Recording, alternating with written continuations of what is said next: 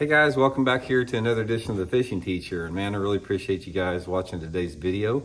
And guys, today we're going to be talking about how to modify and fish and sort of what to look for when you're fishing a buzz toad in the summer months. This is a Zoom frog.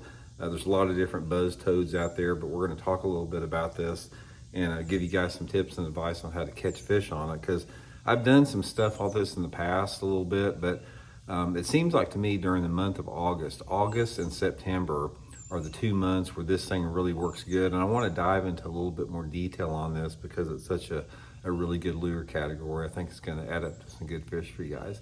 Real quick guys, I just want to remind everybody out there, if you haven't had a chance, please swing by fishthemoment.com and check out our virtual lessons. I'll put the link in the description in this video, and you guys can actually book a virtual 1 hour lesson with me, and we can go over anything you want to talk about in fishing, any lakes, anything like that.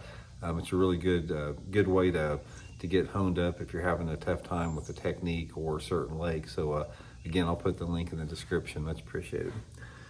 Okay guys, we've talked a little bit about these before. This is called the Zoom frog, and also I'll put the link in the description at Baitworks. You guys can get you some if you want to try these.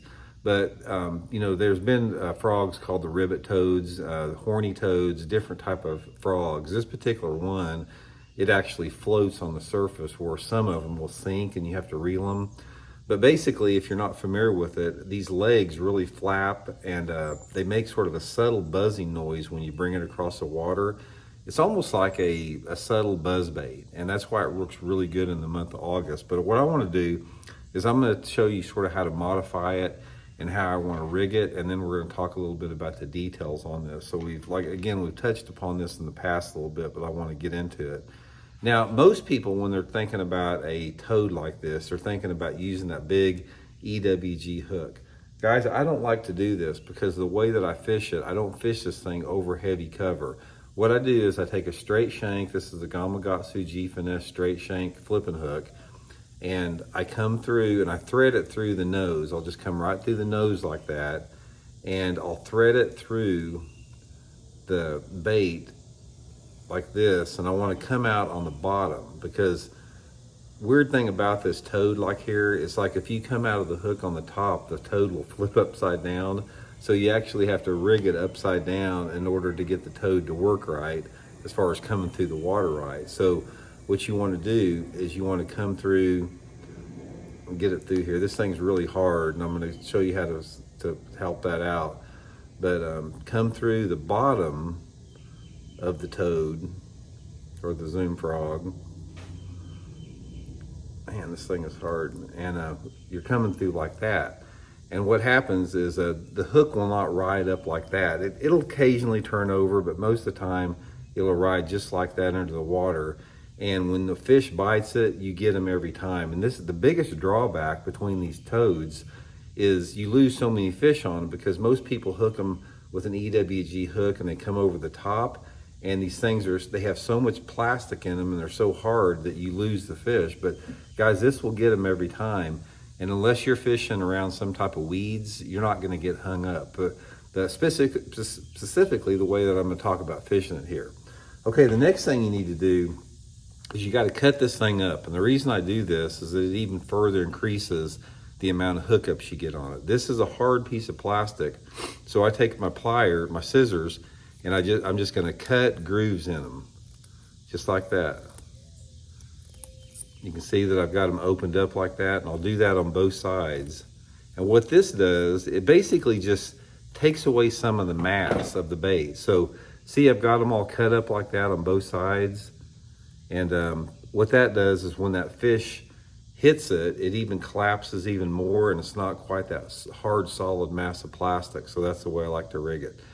Now, as far as fishing the thing, as far as with this exposed hook, when you're fishing the toad and the frog in the month of August and September, it's not about fishing the thing around cover. It's about fishing it around shade.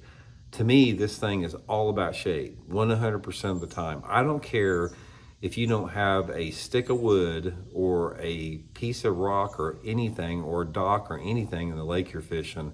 If you have overhanging trees and you've got shade that's coming off the water, that's all you need. So what I'm doing is I just basically run the bank. I go into coves, into creek arms, and I look, going down the bank, I look for little shade pockets. Now these shade pockets can exist all day long. Obviously, early and late in the day when the sun is at a lower angle, you're gonna have more shade opportunities, but it even exists in the middle of the day. So this is what you wanna look for. Say for example, you go back in a cove you're fishing or a creek arm and it's noon, sun's straight up overhead.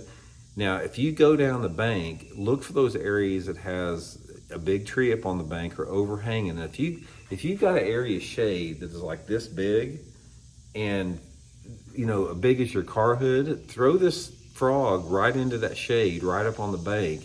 And most of the time what happens is the perch like to hang out around the shade, which will bring in the bass, bring in the bait fish.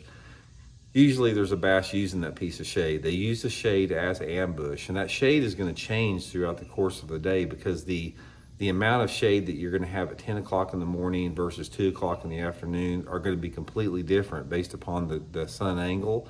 So you sort of have to constantly hunt this out. Almost just like you'd be running in looking for a lay down tree or something, except you're looking for shade pockets. And don't overlook the fact that these shade pockets can be super small. I mean, they can be as big as a pie plate, even something really small that's throwing off a little bit of shade on the bank. This is where this frog will work really good. And what I like to do is I usually fish it on a flipping stick with 25-pound test Seaguar and Vizex line. I don't like braid on it because I don't think that you really need braid for the open water. So what I'll do is I'll work down the bank, I'll cast that frog on the flipping stick, or I'll pitch it and flip it around, tight areas with shade. Just keep my rod tip pointed right at the frog and sort of use a stop and go retrieve a little bit. Since this frog floats, you can let it sit completely motionless. So sometimes I'll burn it, for example, I'll burn it through the shade and I'll stop it right on the edge of the shade and let the ripples disappear, and then maybe just reel it a couple times. A lot of times they'll just hammer it like that. But colors, guys, there's two different colors I usually use, some type of a pearl or white or a black.